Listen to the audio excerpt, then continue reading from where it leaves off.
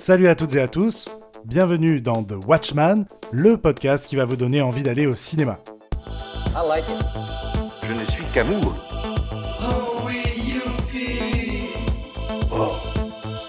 Je suis Kevin Robert, votre guide des salles obscures, et aujourd'hui je vous parle de The Whale.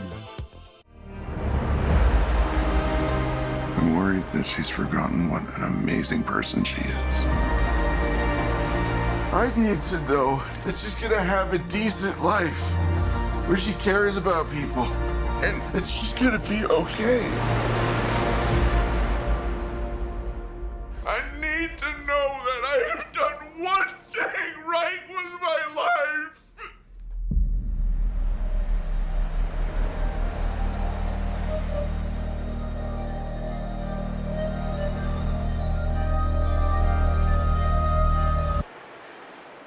The Whale de Darren Aronofsky est un drame centré sur Charlie, professeur reclus chez lui car en état d'obésité morbide.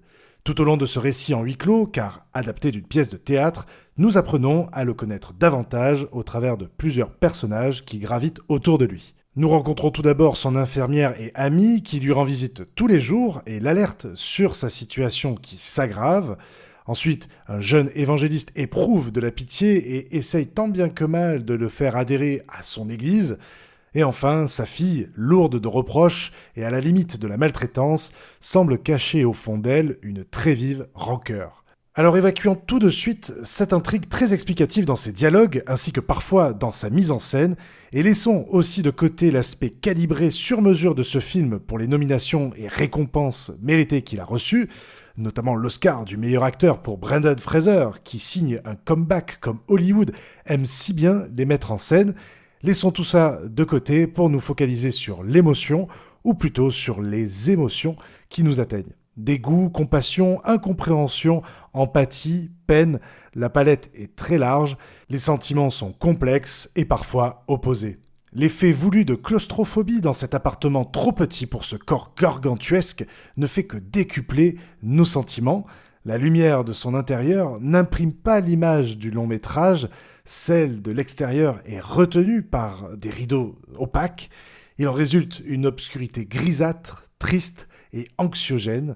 Le cadre semble toujours trop étroit pour inclure son protagoniste en totalité et remet habilement en perspective l'imposante silhouette de cet homme face à la toute menue infirmière. La partition musicale en pleine adéquation avec cette histoire passionnante fonctionne très bien.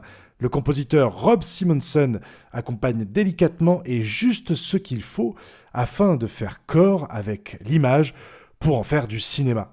Les sons de la respiration sifflante de Charlie, les bruits sourds d'emballage plastique d'aliments, la télévision en fond sonore résonnent en creux dans cet appartement sans vie. La pluie quasiment ininterrompue devient pratiquement un personnage à part entière et envahit à plusieurs reprises la bande sonore d'une imposante mélancolie. L'envie radicale d'honnêteté qui nourrit les aspirations de Charlie nous touche. Il exige de ses étudiants et de ses proches cette authenticité qui est pour lui l'essence qui fait fonctionner son moteur. Brendan Fraser incarne parfaitement le désespoir à l'opposé des grands rôles publics qui l'ont fait connaître comme la trilogie de la momie ou encore Georges de la jungle. Les seconds rôles sont tout aussi impliqués à l'image de Hong Chau dans un registre plus subtil et la jeune Sadie Sink toujours sur le fil. Pour cette dernière, son arc narratif centré sur la rédemption est sans doute le plus intéressant de tous. Et que dire de cette scène finale qui nous emporte entièrement dans son allégorie ? Elle est emblématique du cinéma de Darren Aronofsky qui a pour habitude les thèmes religieux et spirituels au travers d'un symbolisme prononcé, voire parfois un peu trop prononcé. Réalisateur du très bon Requiem for a Dream que toute personne née fin 80, début 90 a forcément découvert dans son adolescence et redoute de redécouvrir à l'âge adulte, il est aussi celui à qui l'on doit les excellents Black Swan avec Natalie Portman et The Wrestler avec Mickey Rourke, mais aussi responsable des très critiqués The Fountain, Mother ou encore l'insupportable Noé.